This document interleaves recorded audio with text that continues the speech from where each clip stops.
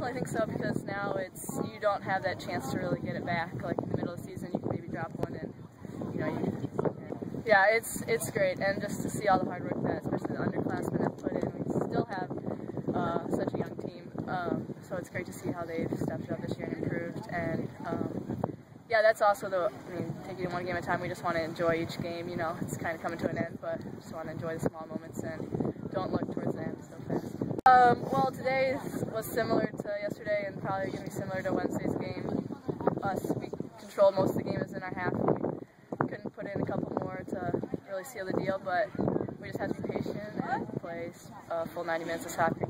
I think it just came down to focusing on one game at a time, and that the game we played that day, like nothing else matters unless we win that game. And so we know that we have to go against MAC and we have to win the rest of our games if we have a chance at winning the title. Coach has been saying that Kate's can be a difficult team to beat. They have some players that are really good offensively. But, I mean, we just have to, just take them to them. St. Kate's is the goal right now. Once we take care of them, then it's Concordia. I think we have dominant spots that, like, people are stepping up in their position and everyone is playing well as a team as a whole, and you can tell everyone's so competitive and wants to win. I mean, it was like that last year, but it's like that extra step this year.